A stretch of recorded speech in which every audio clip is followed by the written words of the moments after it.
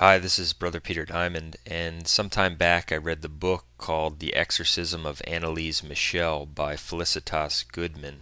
And as the video clips to which we've linked show, this was the case of a young woman who was extremely possessed, about as possessed as someone could seemingly be. And it's a very interesting case because on the one hand, it's extremely sad, but on the other, it's also quite revealing in a certain number of ways. The case deals with a young girl who had been raised in a professing Catholic household, but around the years 14 or 15 years of age, she began having these problems with apparent demonic activity. From things that she said and later confided in people, it seems that her problems started around the same time she began maybe getting involved with young men. So it seems like this may have resulted from her having fallen into mortal sin in one of those situations. I'm going to read a few quotes from the biography of her life, which reveal the extent to which she was possessed. This is a quote from page 34 of the book I referred to. Quote, referring to when she was about to enter a Catholic shrine, it says, quote, she approached it with the greatest hesitation, then said that the soil burned like fire and she simply could not stand it. She then walked around the shrine in a wide arc and tried to approach it from the back. She looked at the people who were kneeling in the area surrounding the little garden, and it seemed to her that while praying they were gnashing their teeth. She got as far as the edge of the little garden, then she had to turn back. Coming from the front again, she had to avert her glance from the picture of Christ in the chapel. She made it several times to the garden, but could not get past it. She also noted that she could no longer look at medals or pictures of saints. They sparkled so intensely that she could not stand it. End quote. Here's another interesting quote from page 35. Quote, she spoke with a voice like a man's, made fun, so to speak, of the priest. She was simply not Anneliese anymore. She tore off a medal that Frau Hein was wearing, and she exuded a stench like Frau Hein had never smelled before, like fecal matter or something burning. Everyone in the bus could smell it. As Frau Hein told me, the other passengers in the bus were quite angry that a young girl would behave in that manner, talking very loudly and all that. It was something completely unbecoming under the circumstances. Here are some other quotes about what happened to her as the evidence of her demonic possession began to pile up. This is from page 71. Quote, Anneliese seemed to develop a peculiar aversion to all sacred objects. She removed a picture of Christ from the wall. In Maria Klug's room she threw her rosary into the corner during a prayer session of the little group. During a conversation her face contracted into a real hideous grimacing countenance that I cannot describe in detail. Her body became completely stiff. It took half an hour before the cramp disappeared.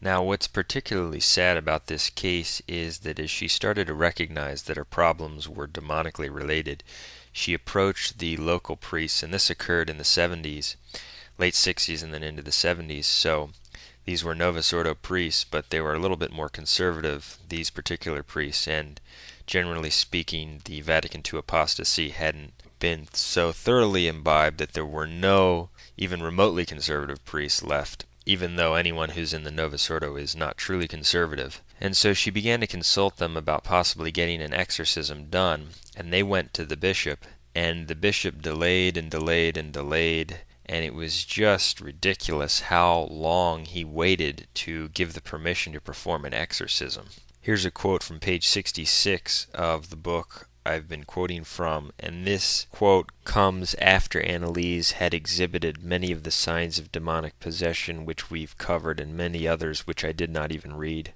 Quote, Bishop Stangl was not convinced. He instructed Father Alt to continue observing the case, but he was not to recite the solemn prayer of exorcism over her. Anneliese may have foreseen that decision, because even before it came she decided to take matters into her own hands. She felt Father Alt was only half convinced that she needed priestly help. She knew that she needed more than she was getting now.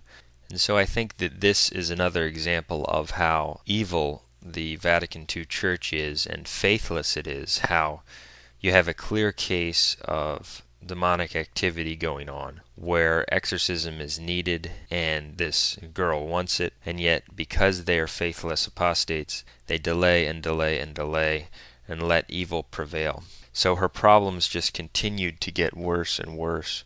In the rooms where she stayed in her home, she spread a horrible dung-like stench. This is from page 77, quote, "Herr Michel received me and took me immediately to the living room. It was filled with a horrible stench of something burning and of dung that penetrated everything. Herr Michel expressly called my attention to it and told me that Anneliese had been in the room just before. In other rooms of the Michel home and on the outside I could detect no trace of the stench. She would remain immobile in certain places for periods of time, claiming that she wasn't able to move. She had trouble eating because she claimed that her will was impeded. So she was in consultation with a number of priests who, finally, as they saw more and more undeniable evidence, began to totally conclude that she was possessed and needed an exorcism. And so they began to become more and more persistent with the apostate bishop who had delayed in giving permission. From page 80 of this book we read, quote, "In the meantime Father Roth had reported on his experience with Anneliese to his friend Ernst Alt. Quote, 'Her parents beg me to see to it that she gets exorcised. They also wrote to our most reverend bishop about it. There is no longer any doubt in my mind that the girl is under the influence of demonic forces. Father Alt agreed.' It seemed to him that not only was Anneliese under the influence of demonic forces, but that indeed those forces were now living in her, using her body, thus meeting the condition of the Church, together with her aversion to the sacred symbols of the faith, for the recognition of true possession. He had been convinced of that earlier on the basis of the painful scene in Anneliese's room in the Ferdinandium, and had told Bishop Stangl on the phone at the time. But once more the bishop had counseled patience. He went to Würzburg to speak to Bishop Stangl personally, but the bishop was on vacation. So he wrote to the apostate bishop at his vacation address, and the bishop at last relented and gave oral permission for saying the exorcism over Anneliese, but only the small one. During the recitation of the small exorcism, Anneliese began to whimper and to moan, and she pleaded, 'Stop, it's burning.' When asked where, she answered, 'In my back, in my arms.'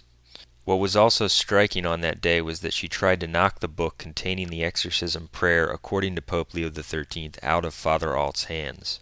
When we left the Michel home about 2 hours later, we were both convinced more than ever that we were dealing with a case of possession. After the exorcism, her problems did not go away. Anneliese's torment reached heights that no one could possibly have anticipated. Sleep was nearly impossible, allowing her at most 1 or 2 hours uneasy rest. She rushed through the house, up and down the steps, bucking like a billy goat. She knelt down, then got up, again with incredible speed until her knees swelled and were ulcerated. Her coarse, incessant screams, rising and falling like waves scudding against a rocky shore, echoed from the walls. Then a peak would come, she would tremble and twitch, and, as a consequence of the enormity of her agitation, she would lapse into complete catatonic-like rigidity, not moving arms or legs, and even the screams at last would cease for a while. Along with her excitation came muscle power that was close to superhuman.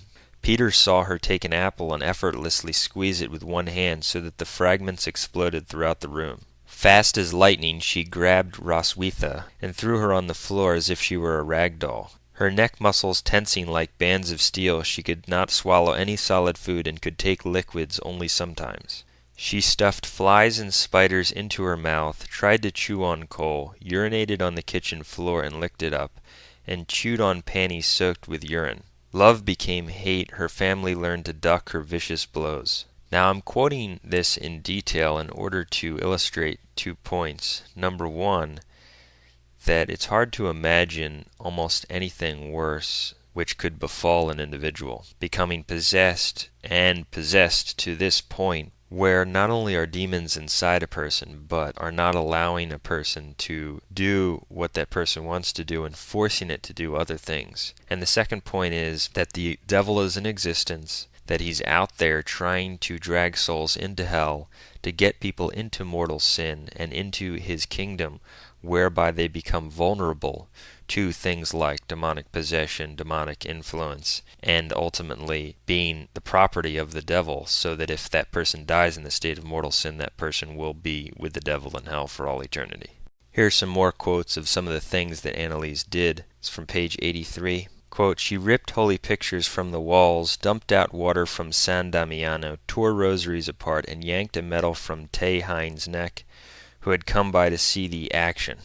So in September of 1975, the complete exorcisms began in earnest and continued and continued and continued with no resolution to the situation. The demons were not removed, but they did apparently reveal themselves and their names. During the exorcism, the priest asked, "How many of you are there?" And the names of 6 demons that were possessing her were given.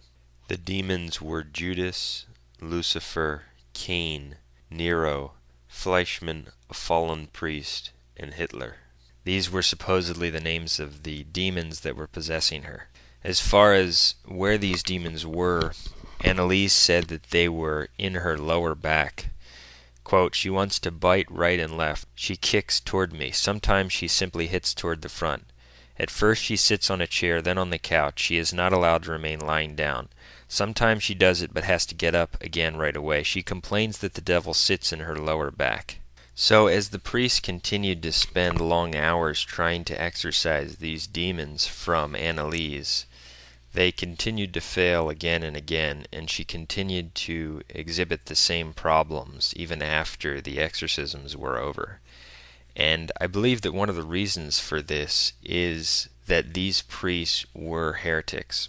There's an interesting dynamic that goes on with exorcism, because we see in Matthew chapter 7 verses 21 to 23 that people can exorcise demons who are in fact insincere and or heretical. They can exorcise demons by the power of the name of Christ or by the power of the priesthood. Again, we see that in Matthew 7:21 to 23, where Jesus says to the people, "Have you not cast out devils in my name? Behold, on that day I will say, I never knew you." So there are people who will, by the power of his name or by the power of his priesthood, effectively exorcise demons, but who are not themselves good people or even in the state of grace. That's sort of like how the sacraments work ex opere operato, by the work that has been worked. In other words, a heretical priest can validly say Mass, a bad priest, by the power of the priesthood and the sacrament, can forgive one's sins. But also in exorcism, we see from the gospel that there is an element of the merit of the minister becoming involved.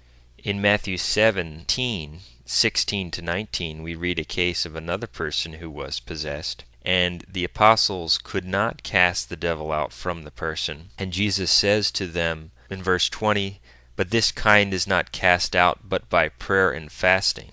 So from this verse in Matthew 17:20, we see that the faith and the merits and the holiness of the individual plays a part in how effective the exorcism is. So on one hand, the power of the priesthood and the power of the name of Christ can work, even if the person himself is a heretic or not a true believer or not truly holy. And on the other hand, we see in Matthew 17:20 that with certain cases of possession, the merit of the minister is necessary, the faith of the minister is necessary to cast the demon out. So I think that's why some exorcisms are successful, even by heretics who may be valid priests or may be using the name of Christ, and while others are not. As in this case, I believe that the reason that they had so much trouble expelling the demon is because that these were Novus Ordo priests who were, as this book reveals, wrapped up in a number of what I believe to be false apparitions. They were involved with this other woman's supposed revelations that was heavily involved in their attempts at exorcism. They seem to be wrapped up in some other false mysticism, even though in certain ways they were conservative. So I believe that's why they also failed. And what's interesting is that as the exorcisms went on, the demons started to speak things through Anneliese, claiming that she was chosen. She even actually appeared with the stigmata during one of the exorcisms. Obviously, this was a false stigmata in my view. And these heretical priests even began to believe the revelation she claimed to be giving. And one of the revelations was that she would eventually come out of this and get married. That never happened. One of the revelations was that the demons would be removed by a certain date, and that never happened. And so I think this is another example of how the faithlessness of the Novus Ordo fails people. Now, some may wonder, how did she get possessed? And the story in the book is that, based on what the devil said in the exorcism sessions, that an evil woman had cursed Anneliese before she was born, had cursed her mother's next child, apparently, and that's how she was possessed. Now, we posted in one of our e-exchanges that one of the common ways of possession is that people are cursed. You read that in a lot of cases, and we believe that that's true because just as there is a communion of saints, there's a communion of devils, so that as the saints in heaven you can invoke and they can assist you here on earth, those who are in mortal sin are under the sway of the demons. And so those evil people who ask for the demons' help to attack or curse those who are in the devil's kingdom by mortal sin can be cursed. I do not believe that even if one is cursed, he can fall under the power of that curse unless that person opens himself up to it through falling into mortal sin. So if we were to assume that this story is true, it would only be true if Anneliese had at some point fallen into mortal sin and therefore made herself vulnerable to such a curse. But whether or not one believes that this was the real reason she was possessed, that's what's claimed in the book based on what was revealed in the exorcisms. Another point I wanted to mention is that things got so bad for her that it was just truly awful. The demons would cause her to kneel on the floor and stand up, kneel on the floor and stand up over and over again. She would smash herself into walls over and over again. It was truly a nightmare, and her family was becoming totally distraught and almost ready to despair. And what's interesting is that some of that activity is similar to what's described again in Matthew chapter 17, verses 16 through 20, where it speaks of the person who had the devil, who would, quote, falleth often into the fire and often into the water, end quote. So he would harm himself. The demons would cause him to harm himself. And we saw the same thing in this modern case. The demons would also forbid her from eating, and eventually that was what caused her death. It was ruled a death by starvation. And so the sad end to this story is that she was not freed of the demonic possession, and she wound up dying by starvation. The priests who had been involved in the exorcisms, Fathers Alt and Rentz, were charged with wrongful death, but were sentenced only to a half a year's prison term. I obviously believe that that was an unjust ruling against the priests.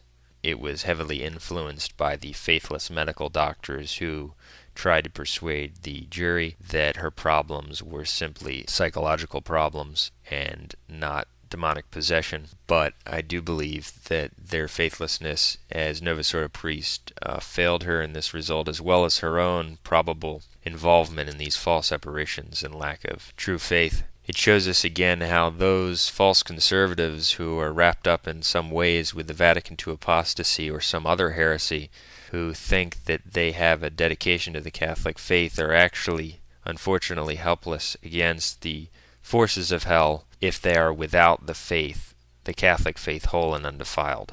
This story, again, is the story upon which the movie The Exorcism of Emily Rose was based, and in the movie they try to present Anneliese as one who was a saint, who was basically a victim of possession as a suffering soul, and I don't believe that to be the case at all, as I've explained in this little discussion. This story should remind us again of the malice of mortal sin and how everyone should do their utmost to avoid falling into it.